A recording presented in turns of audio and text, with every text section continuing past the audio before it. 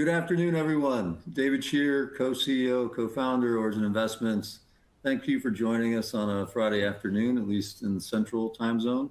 1:30, we have just under 500 registrants, so thank you for your time and your interest. I'm going to give you the format of how we're going to cover this fund. It's going to be similar, but maybe I'm experimenting with something a little bit different. We're going to kind of take you behind the curtain of how we do business. And how we do business is deals are presented every week on Wednesday at 9:30 Central. It usually lasts 2 to 3 hours. The deals that are presented are usually the summation of months and months of work from the deal officers. And generally about 3 to 5 deals are presented each week. I'm joined today by Jacob Sojka, who leads our Western operations, debt and equity. He's quite prolific. He sourced 2 of the deals we'll be covering today, but he's also going to be sort of the stand-in deal officer on the Nashville deal, which is the third, as well as the Austin deal, which is a deal we passed on. But I'm going to take you through how we look at the various lenses of a deal, why they're approved, why they're not approved. And Jacob will be just essentially serving as his role of deal officer, and I'll be serving the role of deal committee. The deal committee is comprised by myself, my partner Michael, our head of investment management, Mark, our head of credit, Tom Bryany, and our head of equity, Dave Welk. Obviously, they're not on today, so I'll kind of represent everybody.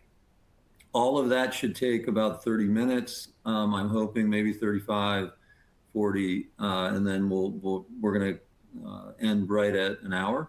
So please send in your questions after that, and we'll cover them. So with that, I'm going to get started. If you hit your menu bar, it'll show you the Q&A, and you can just populate those. And Maria, if you could, please pre-populate all the questions that were sent in prior, and we'll try to answer those as well, because there was a lot of really, I thought, thoughtful questions sent in prior. Okay, so select asset fund, why now? I actually gave a presentation yesterday to a large investment advisor, great company. So if any of your advisors or you're here I am again.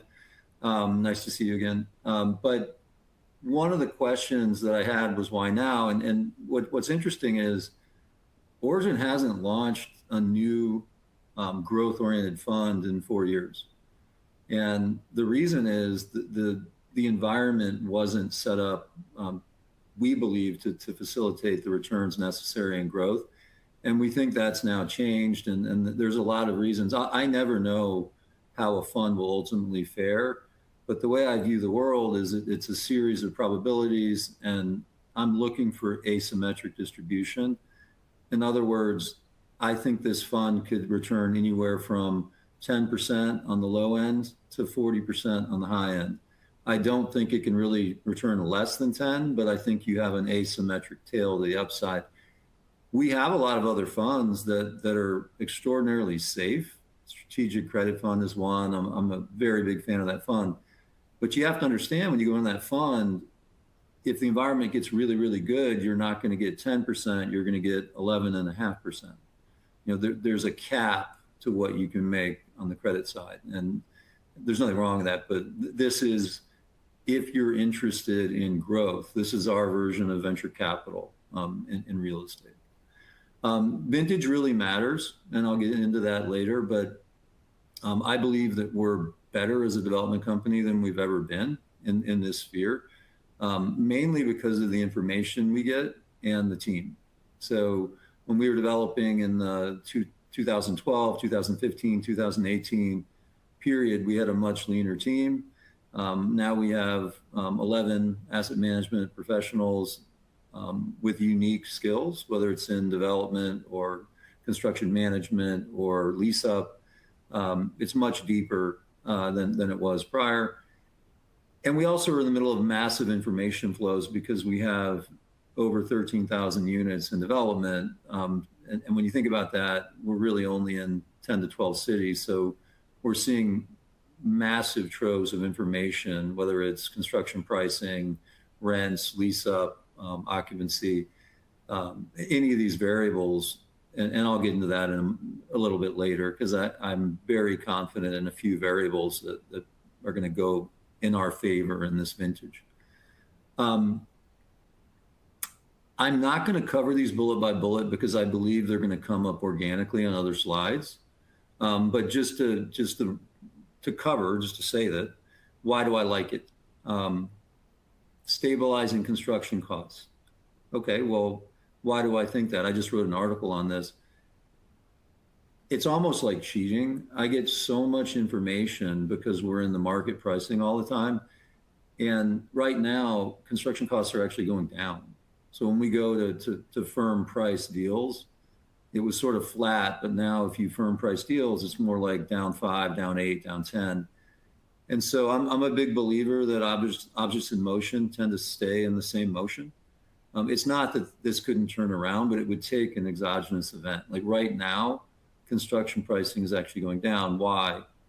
Well, that segues into the next reason I like this vintage. They're going down because there's not many people that are actually developing. There's not many people building. And so that means when we deliver whatever that, we're going to talk about, me and Jacob, these deals in 3 years, generally, there's not going to be a lot of competition. There's not a lot of new starts you're competing with.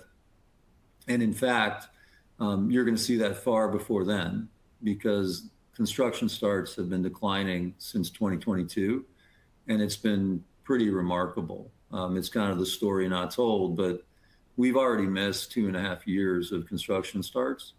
And so the supply that should be there in 2027, 28, it's not coming.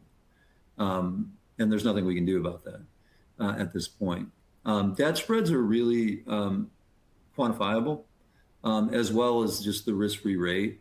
So one of the reasons I didn't like development in 23, 24, SOFR, or the Fed funds rate, was 5.25%. And we don't get to borrow at 5.25%. That's the risk-free rate. So we were generally paying, if we weren't really developing on new deals, but we would have been paying 300 over 5.25%, which is 8.25%. And that's kind of where you had to borrow for that construction period, 3-year period. Now SOFR is 3.5%, and importantly, debt spreads have actually come in. So we can get 260, 270 over 3.5, which is 6.2. Well, let's just make it simple. 8.25, 6.2. Let's say it's a 200 bip difference on a $50 million borrow. That's $1 million a year in savings, and it's every year. It's year 1, it's year 2, it's year 3. These are the types of things that really matter. We need to make you money that's commensurate with development risk. And in my opinion, that's at least 15% net, and it needs to have an upside tail. And I think it does. The demand curve has been incredibly strong for multi, and that's been fueled by, it's just so much cheaper to rent than to own. And what's interesting about that is 5 years ago, they were almost parity. This is a very new thing. COVID happened, housing went up unilaterally everywhere, fueled by cheap interest rates. But what's interesting is nationally, multifamily has corrected. Our values are much lower than they were at peak in 21, but for sale hasn't. And I actually don't think that the way it's going to get closer in spread, because it's massive. I mean, you think about 66% cheaper to rent than own. It used to be essentially zero. It was the same. I think it's more likely that it'll be brought back closer to parity through our rents rising. I don't think it's going to get there through a massive for sale correction. I think that we're probably undervalued on the rent side. We don't price that into our models, but that's what I mean by asymmetric upside. There's a lot of ways to win in this vintage, in my opinion. Municipalities incentivizing development, we see that, and candidly, Jacob can speak to that, because that's what our teams are supposed to find, are not only great sites, but also sites that benefit from local subsidies. It just reduces risk and adds to the potential return. And I covered this. GMPs, that's just general maximum price contracts. We're seeing that construction prices are going down, which is not only a risk mitigant, but it's also a way you get higher returns. So all the elements I talked about are going to be covered in a deal by deal level. We're going to go through 4 deals. This is the first, and the fourth is actually a deal we passed on. I'll give you an example of why we pass on deals, because the deals you see are probably 3 of 40 that have been presented. And, Jacob, I'm going to hand it over to you for a second, but maybe you can just start by presenting a deal means, it's sort of the bottom of the funnel. To get to the presentation of a deal, you've probably passed on 10 deals to get the one, just to show the one. But go ahead, and why don't you answer that question, and then we'll get started with sort of the dialogue area. Yeah, when I've looked at the math, it's usually like 25 to 1 is what I feel like or 20 to 25. It's, you get 20-ish, 25, and 1 really bubbles to the top where you want to bring it to committee. Most of them are, pretty quick yeses, or I'm sorry, mostly quick nos. And then, the ones that look like they're enticing and they're going to be close from a metrics perspective. At that point, then you really start to dig in, with our analytical team here. So just to highlight this one, so, and I know you all have heard about this one previously, this is a deal called Medina Station. So this came by way of an existing partner of ours, NRP Group. We've done 2 deals with them. This will be the first deal that we've done with them in the West, but the other 2 have been in the Texas region.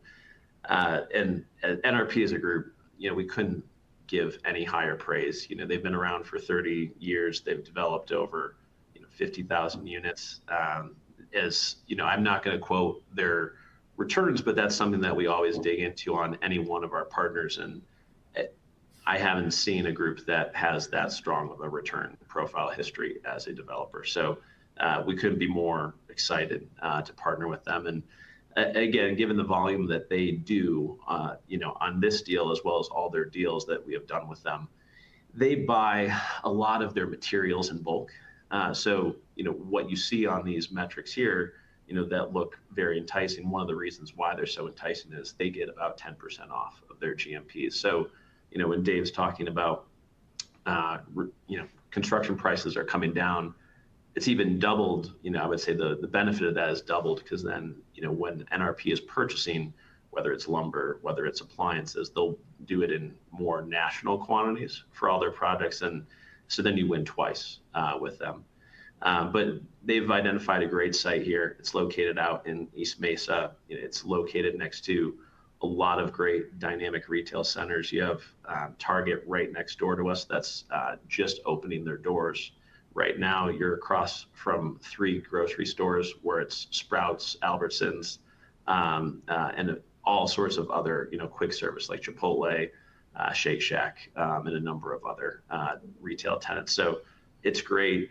The access, as Phoenix is a driving market, you're right on 202 and 60. So you can get anywhere in the East Valley in, call it 20 minutes. And if you need to get downtown, that's 25 minutes away. So, and then on the employment front, it's everything here that you'd want in local employers that are around you. There's LG, there's Amazon, Banner Health, AT&T, Facebook, Google. They all have great operations out this way. So this is, I would say, from the boxes that we're looking to checks a lot of them right off the bat.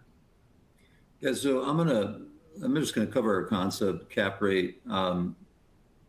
One of the reasons I actually like this vintage is I think rents are poised to go up. Multilytics, our proprietary rent growth modeling, also believes that. And so, for example, what is the compounded average growth rate of rents here through Multilytics? What are we positing that will be over the next 3 to 5 years?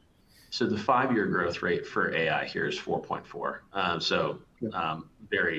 It's very, very powerful. So just to give you a frame of reference, historically rents in the U.S. have grown by just under 3% for the last 100 years. So growing by 4.4 it's reasonable, but it also, I think that, rents really haven't grown in multifamily in 3 years, which is almost impossible to do.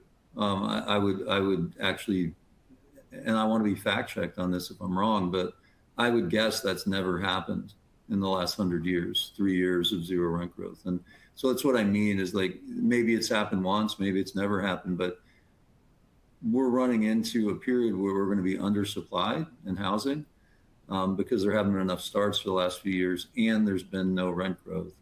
And so, the bad news is that's not good for inflation, because the cost of rent, housing is a third of the CPI basket. I think that's going to start to be influenced the wrong way, meaning rents are going to go up. But here, you're going to benefit greatly from that. But here's a more interesting point. If you want to make money in real estate or the stock market, the thesis is always the same. There's a playbook. You want to get into high growth stocks or high growth real estate strategies that are defensible at low multiples. That's how you make a lot of money. Like if you buy a high growth stock, but it's a high PE, you might lose money, even though you're right about growth. Our cap rates in 2021 were 3.5. And they were actually lower than that in Phoenix, but let's just, for argument's sake, say 3.5. Now they're 5.25. What that means is the multiple on earnings used to be 30, now it's 18. And so you're able to get into these assets at an 18 multiple with high growth potentials. The other thing that's interesting about development is we're not developing to a 5. We're developing to a 6.4. That's what that untrended return on cost is saying. And that's the way that you get compensated for taking development risk. In other words, if you're building for 300,000, there's a 30% margin to that. That means that it's trading today for 30% above that. So it's 390,000. Another way of looking at that is the spread, the untrended return on cost spread to the cap rate itself. And it's circular math. So if I tell you that 300 to 390 is one way of looking at it, and that's 30, then the difference between 5 and 6.4 should also be 30, and it is, right? And so that's, it's expressed in our world as return on cost to the stabilized cap rate. But if you want to simplify it, you just say, what's your basis and where is it trading now and where will you exit? You'll get to the same place. And so I actually view, and this has actually been proven out, and Jacob, you were here. Jacob's been at Origin for just under 8 years, correct? Yep. So at the time, this is 2021, the market was very inflated. And I was sort of banging the table saying, look, I want to really get into credit. I want to be in more protected positions. But I also was saying, I want to be in development. And what I don't want to do is buy a stabilized asset, which we didn't. We didn't buy a stabilized asset for 4 years. And the reason I actually thought well-executed development is a margin of safety. Because if you think about it, if you're able to deliver at 300 and the market's 390, that $90,000 is actually first loss. That's per unit, by the way. So if it's on a 300 unit building, just to make it simple, 100,000, right? On a 300 unit building, that's $30 million of profit. And that's the first line of defense if anything goes wrong. You're not losing equity, you're losing profits. That's exactly what happened. And we have a lot of development funds and they've still managed to make really good returns. Not what we hoped, right? I was hoping for 20s, but a lot of these variables went the wrong way. The 3.5 cap rate went to 5.25, for example. Interest rates went up, et cetera. But we're still able to make money because you actually have that margin. The margin was real. It just wound up being a little bit less than we thought. In this case, in this fund, I think it's more probable that our underwriting will be correct or that it's understated. I believe there's an asymmetric that target gross IRR is 19 to 21. I have no idea if that's what will happen. That's our model and it's defensible. Every input's defensible. However, what I really want to say is that gross target return, you're looking at the slide, it's really, in my opinion, somewhere between 12 and 45. And you see what I'm doing here. Like, I think maybe you lose 7%, or maybe you earn double, right? It's not 21, it's 45. That's why I'm interested in starting a growth fund. Like those are the distributions that you should be excited about, and I'm excited about. So Jacob, let's do this. One of the things that I always talk about on webinars is I don't understand how investors are supposed to underwrite a deal, because A, they have to have training in mathematical modeling, and B, they have to have the ability to fact check every input. And that's really hard. I wouldn't know how to do that if it was like a, soybean processing plant, right? I'm saying that because I actually invested in one, and I can do the math, but I don't know. I don't have domain knowledge of what a cost ratio is there. I don't. But we're going to do this. So I'm going to be the committee.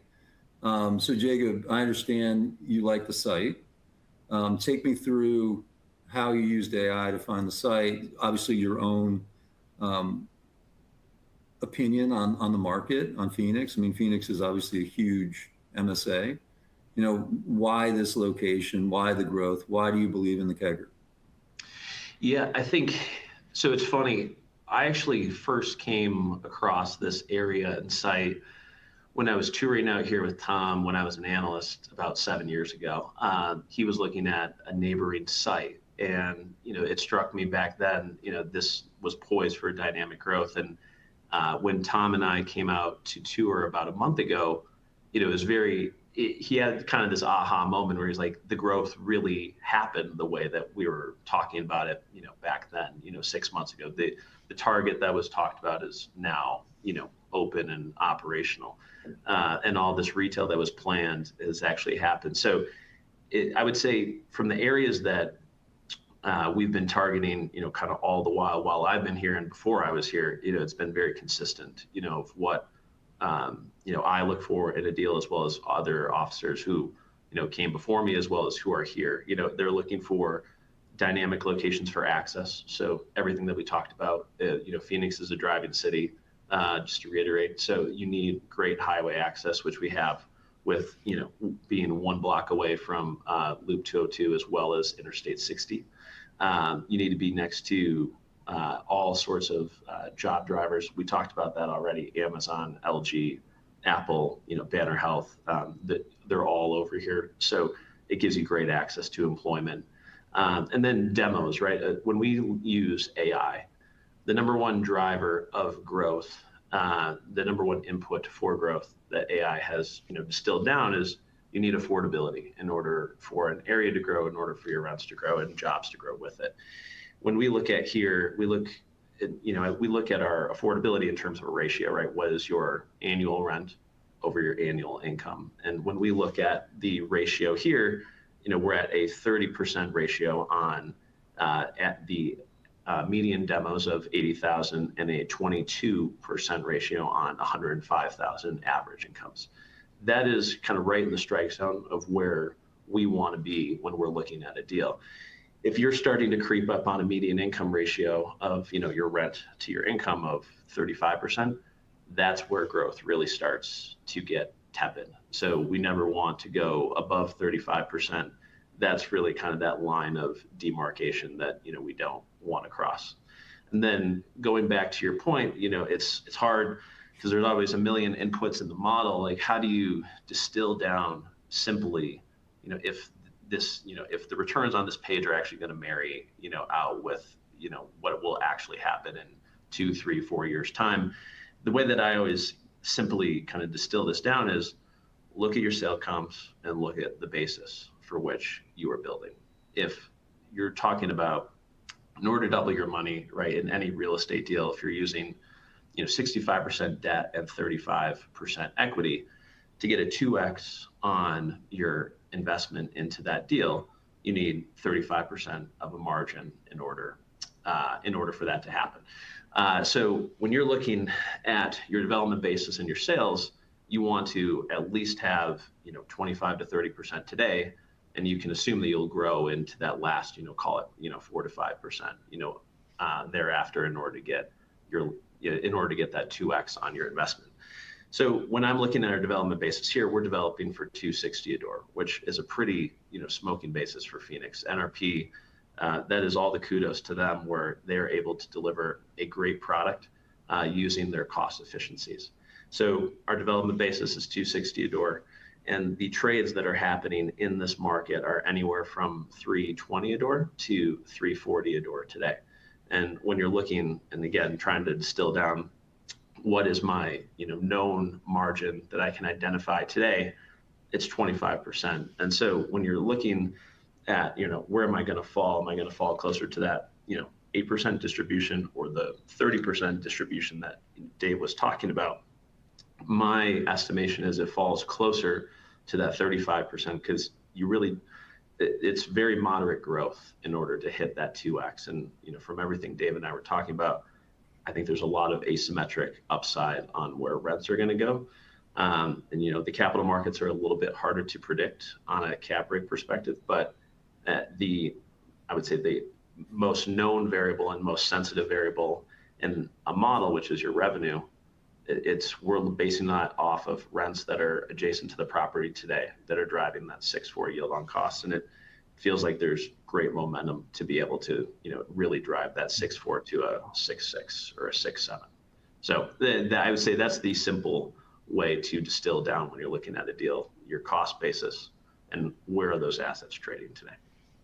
So the process is the deals are presented, and it's much more in depth. We don't have the time to do this, but there would be 10 other questions about why are you using the cap rate of 5? What is the defensibility of that?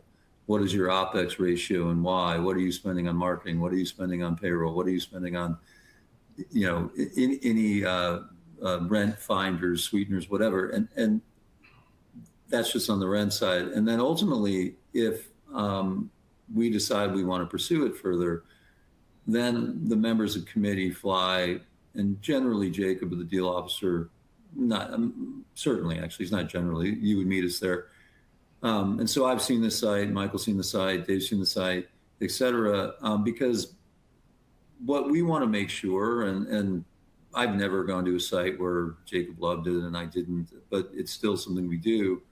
AI has an opinion about rent growth. Yes, it's based on affordability. Another huge, probably the most important, is units per capita, which is essentially just your supply demand curve. But supply is actually definable. A lot of future supply is measurable based on permits, starts, et cetera.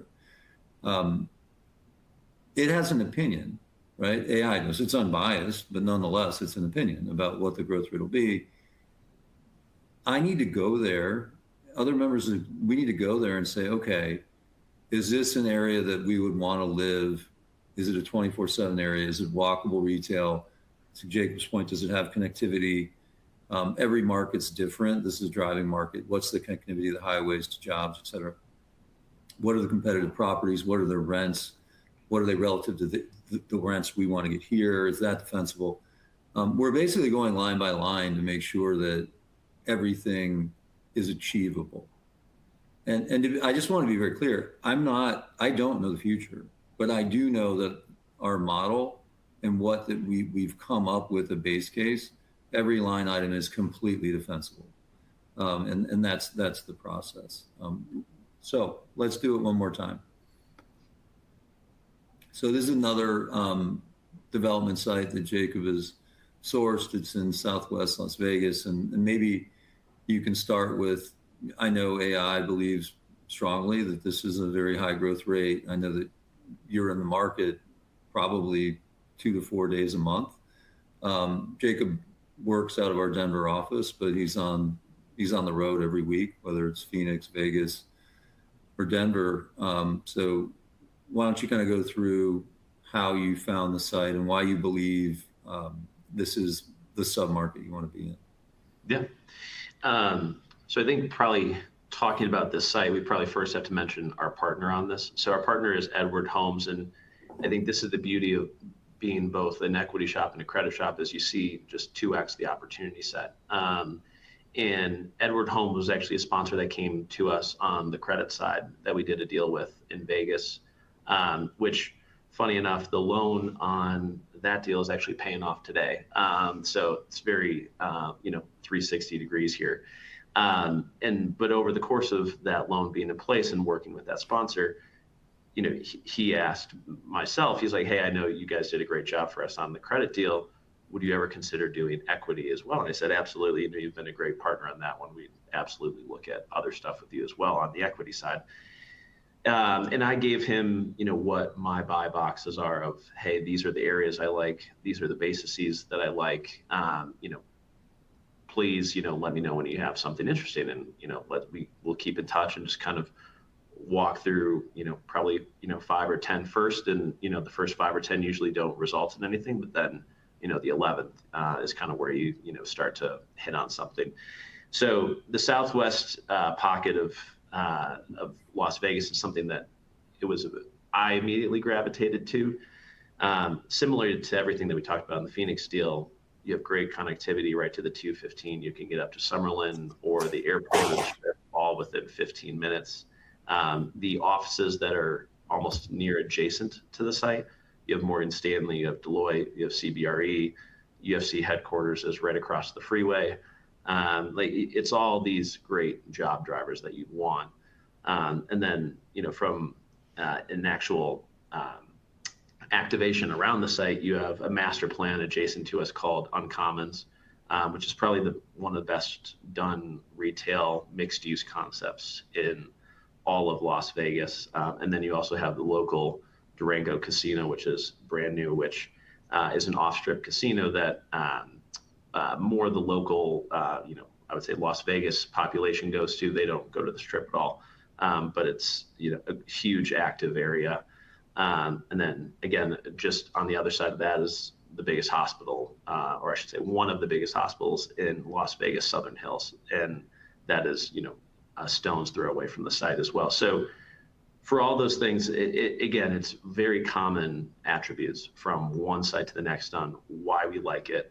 And, I think partnership as well. Similarly, on the first deal in Phoenix, this one in Vegas, it's repeat sponsors. It's someone that we know and we've gotten to really trust and want to do repeat business with. So, Jacob, let's talk about the margin here, and then also we spent a lot of time at committee talking about the defensibility of the construction cost here, because the central thesis on this deal, it's a great location and it's a nice product, but it's being developed at a price that is difficult to assume is achievable, because it's high quality, great location. How do you build this type of product at this basis? And so we spent a lot of time on that. Can you kind of take us through that? Because we believe that you're getting a great asset at a really, really affordable price. Mm-hmm. Yeah, so on this project, we are building what's called wrap style construction. So it's 5 stories of living apartments that wrap around a garage. And generally speaking, whenever you have concrete or a garage, which we call structured parking, whether it's wrapped around the building or it's underneath subterranean, that just adds a layer of complexity and a layer of cost. When we look at comparative deals in this very submarket that are wrap style construction, the cost basis is close to $340 to $350 a door. Our basis on this project that we're doing with Edward Holmes is $295, and based on how costs are trending, we actually think it's going to continue to go lower. And I would make that same claim on all the deals that we're doing. And Jay, not to interrupt you, but how many units is this development? This is 275. Okay, so 275, and you're talking about $50,000 per unit of savings. Is that right? Mm-hmm. Correct. So I mean that's pretty easy math. I mean, he's talking about $13-14 million in savings, and that's why we spend so much time on this, because that's why you're getting this 30% margin. That's why he passes on 20 deals to do one, and so the central question is, how does he do it? Right? How is he able to do this? Yeah. So I would say there's really two factors that allow Edward Holmes to do this. The first factor that really flows through to us as a direct beneficiary, he owns majority of the subcontractors that he works with, or that we would be working with on this project. So the framer, the drywaller, electrician, and he charges from a profit margin perspective something that is very reasonable, something that's closer to like 5% or 10%. Other projects, if you're using a third-party GC and third-party subcontractors, that's going to be closer to 30% margin or 40% margin that those subcontractors would charge you. And then the other thing that Edwards Homes does not do is they don't charge a markup on a lot of the materials that they're being sourced for us, which third-party subcontractors would as well. So that is a direct benefit that's flowing to us, and something that we, we're a little skeptical, just because you don't see wrap-style construction anywhere in the Las Vegas metro at $290 a door. So that was something we went, and my first question to the president over there, his name's Brock, I said, well, show me something that you built that's $290 a door that I can come and see. And we went and toured, and it was everything that he said it would be. It was 10-foot ceilings, all the appliances and specs and amenities that we want. Like it was as advertised. So, we brought out our whole construction management team, and they went and toured to, corroborate, and nothing is perfect, right? There's always little differences that we would want from the project that he built, but that's factored into our pricing as well. It's like, hey, he had this spec for cabinets. We might want something a little bit different or a little bit nicer. And so we made the adjustment accordingly. So, but as advertised, he delivered. And it was a great product, and we were pretty surprised to see this. But we went through some pretty extensive vetting on it. Yeah, both vetting of the cost, but also, to Jacob's point, the quality. Are you getting the quality necessary to achieve those types of rents, et cetera? And we also saw him perform on the deal where we were debt. So we've seen two versions of, and the other thing I would say is, in the case of NRP, back to the last reason they're getting better cost, they just have massive scale. They're one of the largest developers nationally. In this case, we would not follow this developer builder anywhere outside of Vegas. He has an enormous competitive advantage in Vegas. He's great. But if he wanted to do a deal in Phoenix, we would say no. Like, you need to do a deal in Phoenix and show us that you can replicate the subs, the advantages, all the things in Vegas there. That's a mistake to believe people can port that. They oftentimes can't. In the just notion of time, I'm going to move us to the next deal. And to be clear, the Nashville deal, a couple things. One, I'm going to be a little bit more vague with this deal because we're in negotiations right now. I would say it's 90% likely this will be in the fund, but it's not a joint venture at this point. Like, we haven't actually tied it up. The first two we have. But the other difference here is Jacob doesn't cover Nashville. We have a Nashville office with deal professionals there who would do that, but I didn't want to have another person on this particular webinar.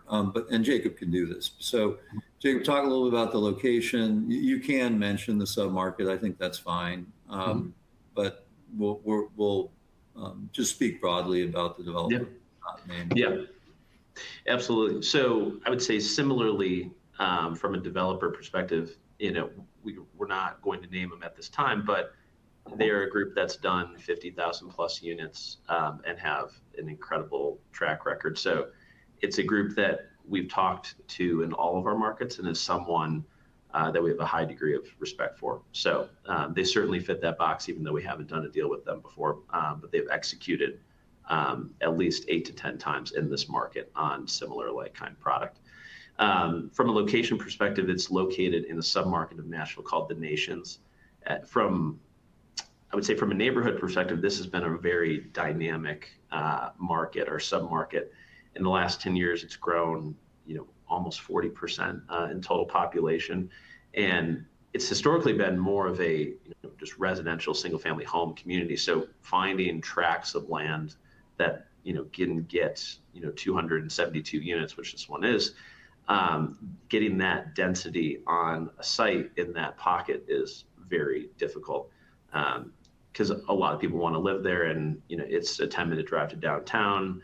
It's a quick drive to the freeways as well, so you can get to the airport and go north and south very quickly. And also, the demographics in this area are fantastic. The median income is 102,000, and then the average is 145. So from the affordability perspective that we were talking about on the other deals, that presents affordability ratios of a 25% and 18%. So, a lot of room for these rents to grow. But yeah, in generality, location, from everything I know about this area, and Dave has seen, is a home run. And I think the sponsor as well is someone that we've been really pushing to form a partnership with, and we're excited about this one with them. So here, again, there's a 30% margin, but the yield on cost is 6.2. If you remember the last two deals, it was more like 6.4, 6.5. But the spot cap rate here is also lower, and that's just the market. There's a belief that Nashville will be a really high growth market, and there's lots of capital going there. So the capitalization rates are 25 basis points lower. They're more like 4.6, 4.7, 4.8, not 4.9 or 5. And so you're getting the same margin here, but it's at a lower return on cost and a lower prevailing cap rate. We're very confident in capitalization rates of Class A assets in good markets in Nashville, because we also buy stabilized product now. I mentioned we hadn't bought an asset in 4 years, but now we do, and it's primarily for our 1031 program. And one of the deals that we bought about really 8 months ago now, was in Nashville. Different submarket, Wedgwood, Houston submarket, but Nashville's a very small town, as much as it's grown. And this idea of spatial vectors and neighborhoods affecting each other, it's very prevalent. Like rents in Germantown, rents in the Nations, rents in Wedgwood, they all are triangulating because the renter is interested in every neighborhood. Same ideas, same demos. The Gulch is a little bit different, because you've got corporate users, hotels. It's a slightly different renter, in my opinion, and it tracks really close to their entertainment district. But Nation is a true neighborhood, right? So is Germantown, true neighborhood. If you're in Chicago, I don't know the demographic of this webinar, but it's Lincoln Park, right? Like it's a neighborhood. Okay, so I'm going to move on to a deal that we passed on, because we're at about 45 minutes, so we have to manage our time a little bit here, Jacob. Yep. So take us through the opportunity, Jacob, and then just very briefly why we passed. This made it to committee. So Phil Schuholz sources our deals in Texas. He's great, out of our Dallas office, and he presented this, but ultimately we passed on it. He's obviously not on, but Jacob, you can kind of take us through and why we decided not to pursue it. Yep. I think this is a good example of probably what the rigor is of investment committee on how good a deal can be to not make it through. Because I would say from a boxes perspective, if you're just saying there's 10, it probably had 9 of them, and was very close. But from our perspective, it has to have everything, right? It can't sacrifice on everything. So this is a deal in North Austin. So it's near all of the tech employment up there. It's near Apple, Dell, Samsung, Amazon, where they have their offices. It has great access, as we've talked about, to 45 and 620. It's in a master plan that has 2 million square feet of leased office that's, and has a lot of great accompanying retail, restaurants.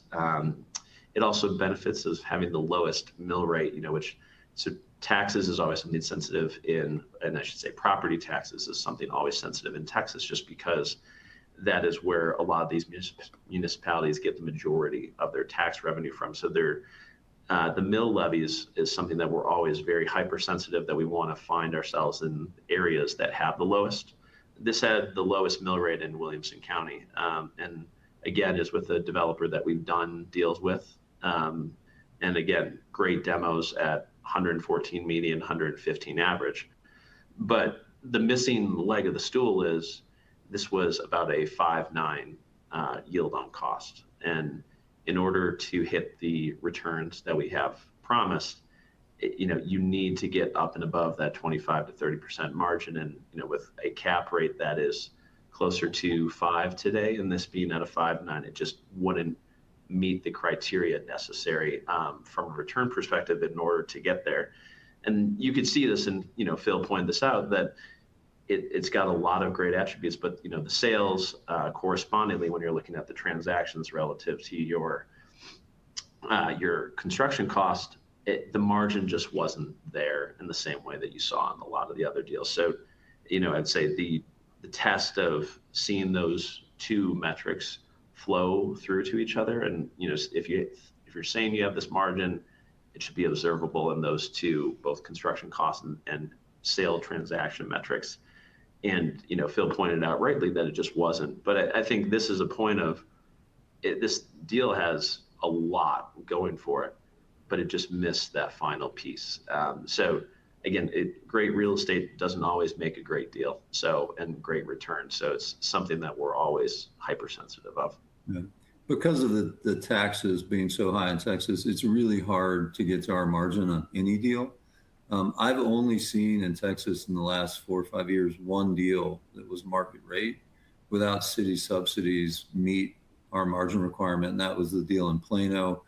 It was very, very large. It required, I think it was about $160 million deal, massive deal. We passed on it really from a size standpoint. That's the only deal I can think of. We've done developments in Texas, but they always come with subsidies that create the margin. That last kind of, from 25 to 30, 35. That last bit you can never find. We're going to move to Q&A. Lots of questions. We have 12 minutes, so I'm going to be brief in my responses, and Jacob, you can as well. I'll take the first one. We're just going to start with one. These were emailed in. But let me make sure I'm missing something. Yeah, I'm missing something. I have some slides to go over. So we have some work to do still. So I hope I sort of hammered this theme a little bit. Smart money invests ahead of growth. One way of saying this is I think our cap rates are pretty low for the growth you're going to get. So in other words, your P ratio is quite low, but we think you're going to get pretty good growth here. There's an asymmetric distribution to the upside.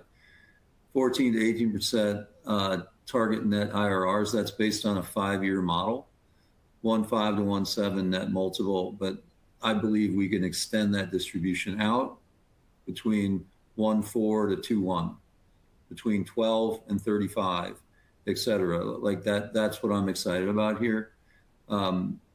We've waited a long time, but now we think this is the right time to be first. There's not a lot of people developing. That's why it's time to develop, actually. You want to be a little counter trend. The other thing to think about is if you're interested, if this resonates, the fund comes with an interesting structure. For the individual investor, if you invest a minimum of $500,000, you can choose to co-invest up to $500,000, like up to what you put in the fund, and that's no fee, no carry. So now, if you're an investment advisor, I presented to an investment advisor yesterday. They're aggregating clients, and so it's 2.5 million of your aggregate clients. So you could have 10 clients come in, they're all 250,000, but in aggregate it's 2.5 million. Then you can co-invest those clients as well, up to 2.5 million, no fees, no carry. Our fees are actually quite reasonable anyway. 15% promote. The management fee is quite low. I think it's on the next slide. Actually, it isn't. Do we have that? I have a lot of slides to cover, Jacob. It's on the last one. But yes, I'll get to the fees, but we've always been very reasonable with fees. My point is, this fund is going to raise quickly, and it's only 100 million. We're doing that by design because, as you can see, we have 3 deals. That's 60% of the fund that already is ready to go. We want to put the money out to be the first developing new units so that we can deliver the units when there's no supply. I don't think this raise will take very long. And it'll come probably from large investment advisory firm partners that are interested in having their clients come through and add this to their portfolio. A little bit about Origin. We've been around since 2007. Right now, 3.6 billion of assets under management, and that's across credit and equity. I'm pretty proud of the fact that we've never had a loss in multifamily ever, whether it's credit or equity. 20% gross IRR on realized deals since inception, 48 realized deals. And then in this particular fund, Michael and I will co-invest a minimum of 5 million. It might be more, which will actually put us over 100. We're at 97 million of capital invested alongside our partners to date, but that will increase. And I'm really excited about adding growth to my portfolio. I'm very heavily invested in Origin's strategic credit fund, and I think it's time to actually look for growth as well. I spoke to vintage. This is quite important. From 2015 to 19, our average IRR was 29, low of 14, high of 45. That sort of speaks to that dispersion I'm talking about. And the multiple, which is probably more important, of 2.53 average. That's a very healthy multiple on development. And that's what you can spend. If you put $1 million in, you get 2.5 million back. From 2020 to 2024, that goes way down. 1.45 multiple, 9.8 average, 6.8 to 19. And that's the vintage. That was a very, very difficult vintage. I would actually pose we won't see a vintage that difficult again in my career. And I think I'll have another 20 years in my career. Every variable went against us. Construction costs went up, interest rates went up violently, cap rates doubled, operating expenses went up, and rents stayed flat, which is very, very rare in multifamily. I would pose it's never happened for this long. That rents have remained flat. So that to me is a real stress test. So as an investor, I'm looking at that. I think to make 9% in development is way too low. But I think it's very, very unlikely to happen. A lot of things need to go wrong. By the way, in this fund, I can already tell you of the variables I mentioned, construction costs aren't going up. That happened to us last time. They went up more than we had modeled. They're actually going down, and there's too much push in that direction. That won't happen in this fund. These deals are already ready to start to build. I'm very confident in that. So one of our variables I know. And then in terms of capitalization rates and interest rates, this is more my opinion. On the fixed rate side, I believe that they're going to be range bound, and I wrote about this. I don't think they're going much lower or much higher. I think we're in kind of a 70 basis point range in the 10-year note yield. However, I talked about this earlier. On the front end, we were having to borrow at 5.25 SOFR and a spread over that. Now SOFR's 3.5, and I can only tell you that next year the expectation is for 2 more rate cuts. One next year and then one late in 26 into 27. And these things always change, the expectations. But in general, in the next, we'll call it 12, 18 months, they think SOFR is going to 3. And when I say they, I'm talking about the cumulative euro-dollar market, which trades every day. So like when Jacob creates a model, our interest rate costs in construction, he loads in the SOFR rate curve over time. Like we're not speculating on where we think it'll be or not. It's just part of the data that we update it whenever it moves. The problem in 21 and 22 is the SOFR curve was completely wrong. They had assumed that SOFR was going to be 0 for 2 to 3 years when it was going to be 5.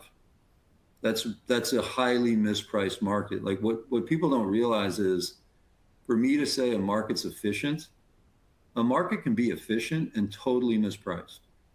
Efficient only means that information is getting to the market in an orderly manner at the same time. That's efficient. But you can take that information and be wholly wrong, right, as a market, and it was. Okay, so that's this slide. We spoke to this. This is the co-invest, 500,000 minimum commitment. That's for an individual, 2.5 million for a financial advisor or investment firm.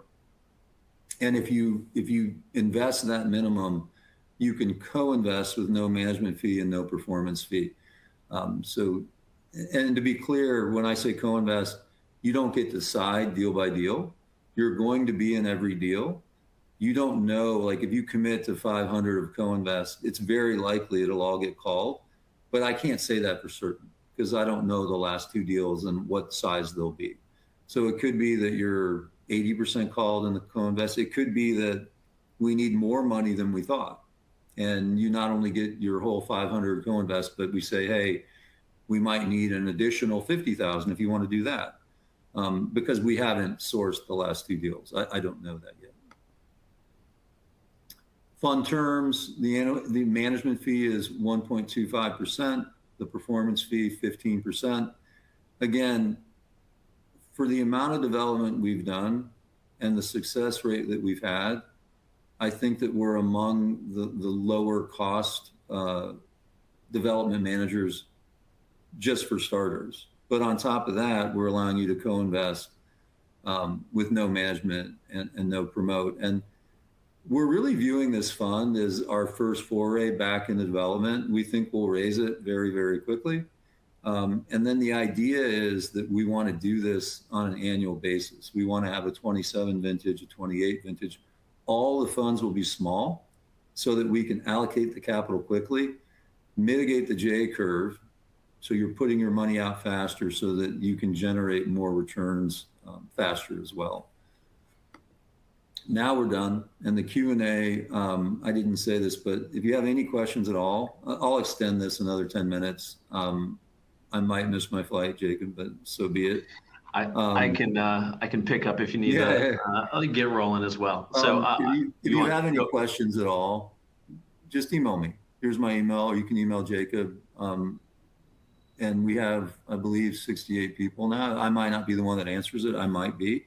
But your question will be answered. So Jacob, take like a few questions and let's try to, I think there's about 20. So let's try to do them in like less than a minute each. Yep. So I'll take the second one that Maria sent in. And how do you balance the human opinion versus your analytics? In short, I think Dave touched on it. There isn't a deal that we do that all investment committee doesn't go down to see the site, see the comps, understand the market as well. So, and then on top of that, when we're talking about growth and rents, on all these deals, are multi-legs things that will have growth CAGRs of 4.5 or 5, right? Something around there. In any of our models, there isn't more than an annual or a 5-year CAGR of growth that is around 2.2%. So when we're talking about asymmetric upside, that's what we're talking about. We don't model for perfection. We model for what we think is accurate and conservative as well. So it's never wholly analytics driven. So there's a question, really they're related. One is, how is this different than other equity funds, growth funds? The answer is it's not. This is our growth fund. We haven't had a growth fund in 4 years. This is a growth fund. We could have called it Growth Fund 5, but we didn't. We called it Select Asset Fund. It has all the elements of a growth fund. Another question we had that's related is, what's different about this fund relative to Growth Fund 4? The biggest difference is market conditions. All the leverage right now is with capital. We have the capital. And so we're getting better terms. We're getting deals that are completed through the development process. There isn't risk that there's going to be construction overages or delays or any of those things.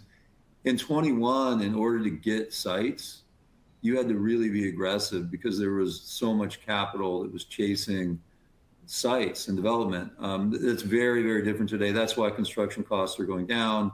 That's why we believe supply is going to be very, very scarce in the coming years, because all the leverage is actually with capital. So it's not that we've changed.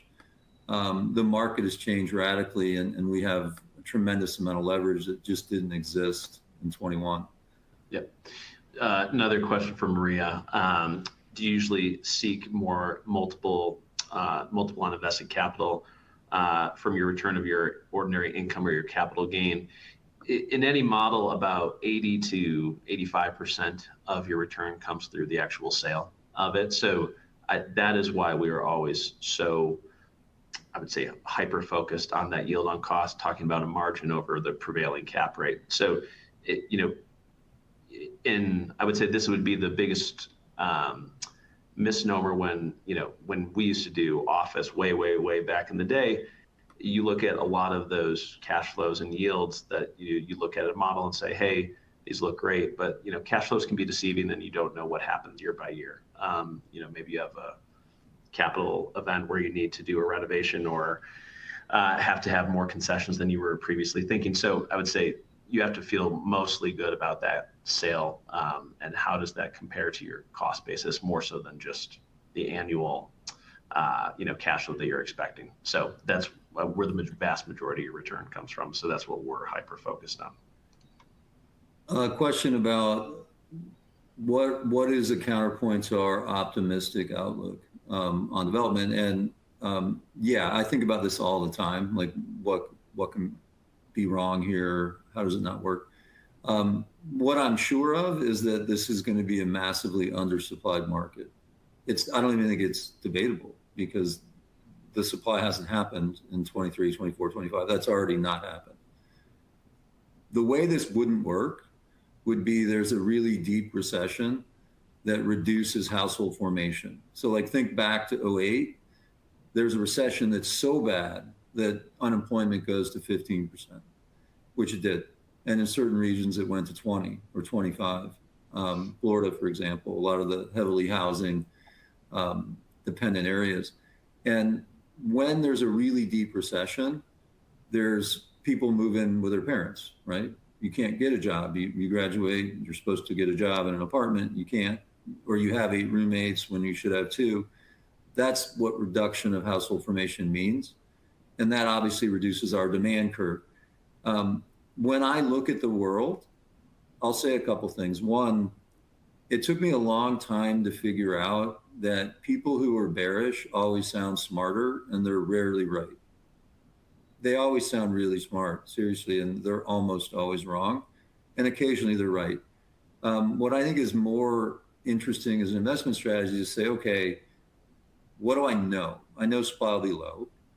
What do I not know? I don't know where demand is. What can I presume as a base case? I don't know, kind of like it is today. Well, that's what I'm assuming, right? So, but to answer your question, a deep recession that reduces household formation would be a stress test of this fund, because you would have a lower demand curve, you would have less supply. So rents would probably wind up being very similar as they are today, when we need them to grow at a CAGR rate, right? We need them to grow at 3 or 4 or 5%. Go ahead, Jacob. I think going off that, I think one of the questions was, how has our due diligence process changed from, Growth Fund 4 into, Select Asset Fund? I would say the biggest difference from my viewpoint on Growth Fund 4 to this fund, I think the sponsorships that we have identified, in the first 2 deals that we talked about with NRP and Edward Helms, I think they're truly exceptional. I think we have great sponsors in Growth Fund 4 as well, but I think sponsorship is something we've hyper focused on even more. I think we've always been incredible, diligent underwriters, but I think sponsorship is something that we are a lot more keenly focused on. And then I think from the beginning of that fund into now, when we committed to development, we've hired a lot of professionals internally on our asset management team who have 20 years of construction experience or 20 years of development experience. I think as a collective on development in general, we've gotten a lot more. I think we have a huge depth on our bench of people that will be able to, help facilitate, all these deals, through construction as well. So I think our process on the underwriting is, it's certainly always been sharp, and it's just gotten a little bit sharper. And I think our partnerships have always been great, but have just continued to get better. Next question. I really like Origin. I find your overall thesis compelling. I'm trying to reconcile why you wouldn't buy existing product versus development. I hope we answered that. If you buy existing product, you're paying the market rate price and you're getting cash flow today. That yield is about 4 or 5%.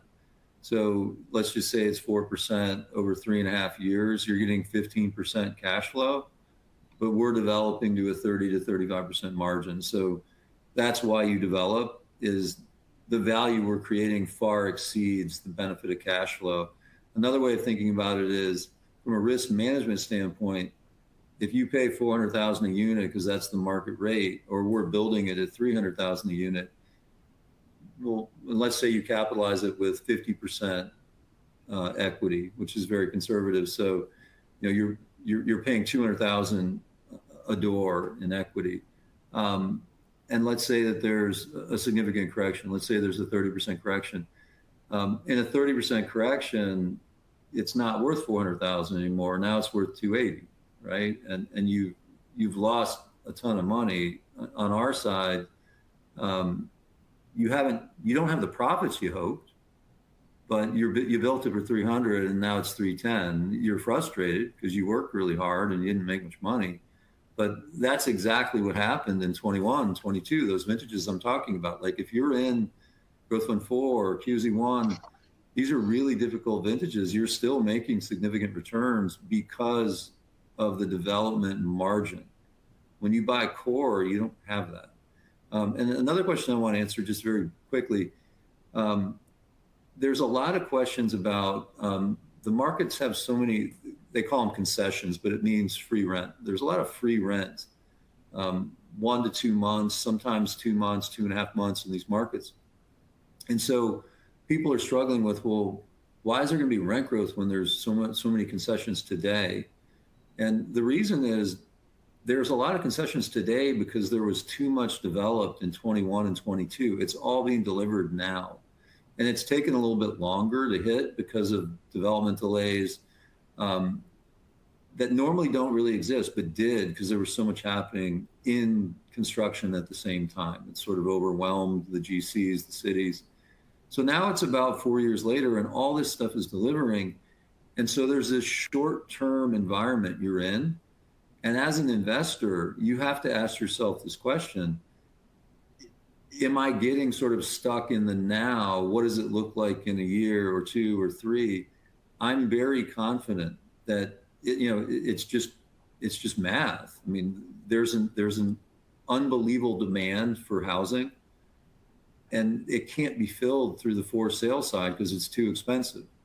It's 66% less expensive to rent than own. And so there's a demand for housing, but it's all coming to rentals. The supply right now is fulfilling that because so much started 3 or 4 years ago. All that is fleeting. You're looking at a snapshot, but if you extend it out into time, there's an enormous imbalance, and you have to see around the corner. That you'll be rewarded if you do that.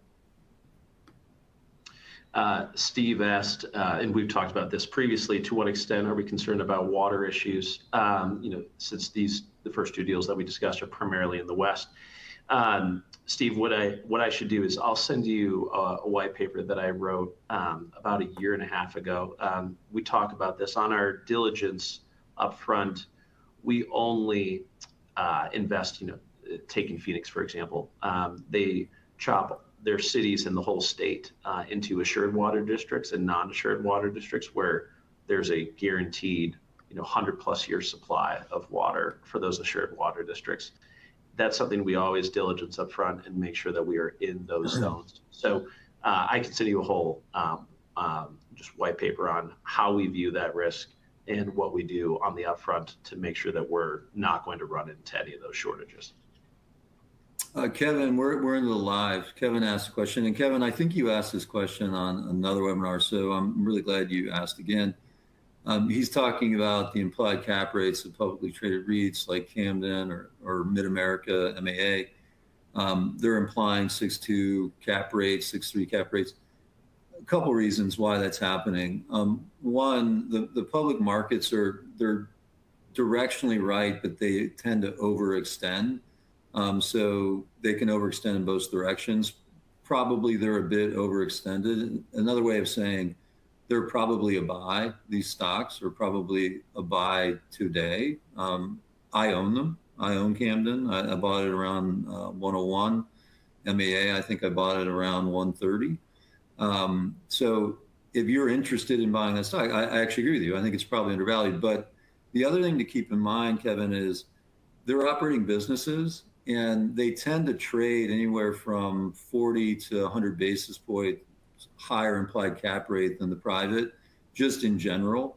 So like on a value basis, I think maybe it's 30 or 40 bips. I think you're thinking it's 100. It isn't. It's much closer to value. There's less arbitrage than you think.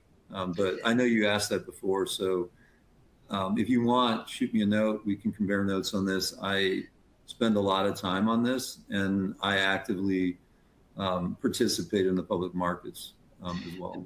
Just on that point, Dave, for Kevin, those two particularly are almost trading about a 15 to 20% discount to book. So I think empirically you would think that there is massive upside, or not massive, but upside in those share prices as well. So, but the way I trade those, Jacob, is like for me, I accumulate a small position and know that the markets are they overreact. And so like if you get one bad number somewhere, somehow, and someone capitulates, Camden would be trading 96 in 3 days, and then I'll scale in more. And if I miss it to the upside, I don't care. Like it doesn't matter.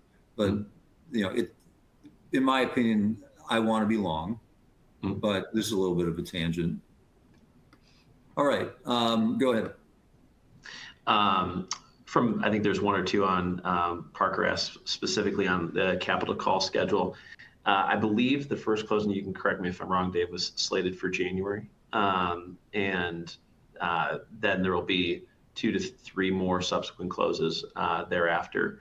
But I think given the timing on the first 2 deals breaking ground in February and April, I think the rollout of the capital will actually be quite quick. And this is what the fund is designed to do. The short duration is, money goes out very quickly and then comes back very quickly as well. So it's hyper efficient.